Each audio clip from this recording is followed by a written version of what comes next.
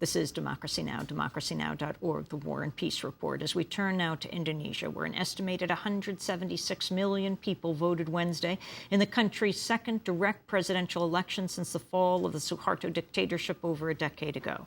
Exit polls suggest the incumbent president, Susilo Bambang Yudhoyono, has a clear lead and may have been re-elected with more than 50% of the vote, enough of a margin to avoid a runoff in September. President Yudhoyono, often simply known as SBY, is a former army general. His running mate, Yudhoyono, is a former central bank governor. His rivals include the current vice president, Yusuf Kala, and the opposition leader and former President Megawati Soekarno-Putri, the daughter of Indonesia's first post-colonial president, Sukarno. Both Kala's and Soekarno-Putri's running mates are former generals accused of atrocities during Suharto's rule. Unofficial counts show Sukarno-Putri with 27% of the vote, Kala with 15%. In an article published Tuesday, the New York Times describes incumbent President Yudhoyono as the, quote, cleanest of the candidates. But documents recently declassified by the State Department tell a different story. The documents implicate him in the cover-up of the Indonesian military's role in the August 2002 murders of 2 Americans and an Indonesian in West Papua. The documents were obtained through a Freedom of Information Act request and released online last week. They show that Yudhoyono first stalled an FBI investigation, and then, when agents were finally allowed into the country, limited the scope of their work. Back in 2003, the U.S. ambassador to Indonesia called the murders the, quote, most important issue in the bilateral relationship. Well, earlier this year, Secretary of State Hillary Clinton traveled to Indonesia and praised the country's democratic transformation, calling for a, quote, comprehensive partnership between the U.S. and Indonesia. You know, the United States and Indonesia share more than interests. We do share common values. We have both embraced democracy. Indonesia has experienced a great transformation in the past 10 years, building strong and growing institutions, welcoming and developing a vibrant civil society, and at the same time, respecting human rights in a successful fight against terrorism and extremism. Secretary of State Hillary Clinton on improving ties with Indonesia. I'm joined now by 3 guests. Paula Makabori is a Papuan human rights activist. She worked with the Indonesian police and FBI investigations into the 2002 murders. She now lives in exile in Australia.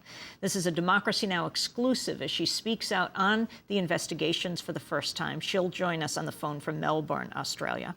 We're also joined by Eben Kirksey in San Francisco. He's a postdoctoral fellow at the University of California, Santa Cruz, and the author of an extensive article tying the 2002 murders in Papua to the Indonesian military. He released the latest documents online last week, along with John Miller, the national coordinator of the East Timor and Indonesia Action Network, who also joins us here in our Firehouse studio in New York.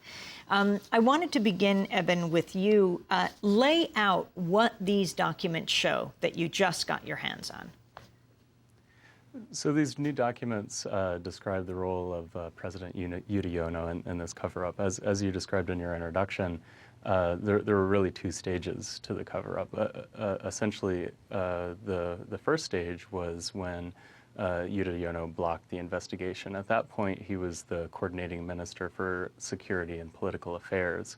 While he was, stalling, basically, there were military agents on the ground in West Papua systematically intimidating witnesses, also tampering with the crime scene. By the time the FBI investigators got there, this is January 2003, basically the scene, the trail was cold. And at the next stage, basically, in a pretty rare move, for someone of his stature, he micromanaged the investigation. He met repeatedly with these low-level employees of the U.S. government, FBI investigators, and sort of defined the terms of their investigation, determined who they were able to meet with. Initially, these FBI investigators had very limited access to material evidence as well as witnesses. During a lot of their interviews, basically they had Indonesian military agents, minders, sitting in on the interviews with them. So from the outset, really, the investigation was compromised. And Eben Kirksey, tell us who the murder victims were. Why were they in West Papua? They were American school teachers. They were contract employees for Freeport-McMoran, a U.S. gold mining company. It's one of the largest gold mines in the world. They also have copper there. Basically, the teachers were on a picnic. They were traveling along this mountain road, one of the most heavily guarded roads in Indonesia.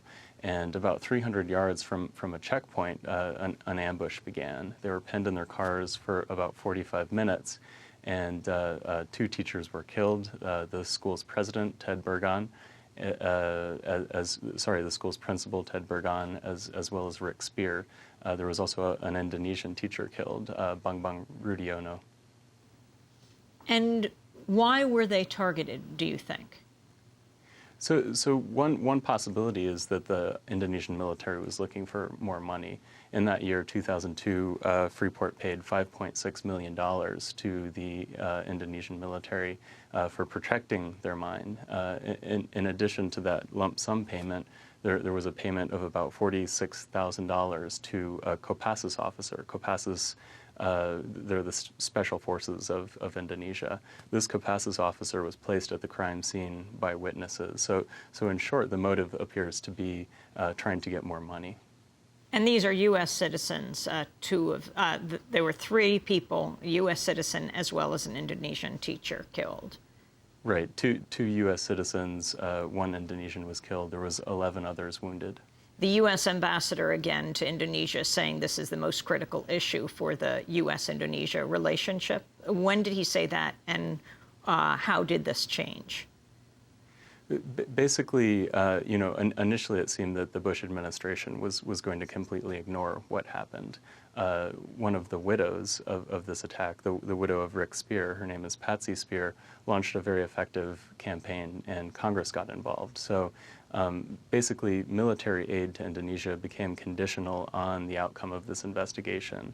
And it became very clear that high-level Bush administration officials took an interest. So, for example, during the confirmation hearing of Condoleezza Rice, there was this Q&A session, and Senator Biden, then Senator, now Vice President, asked her about the case.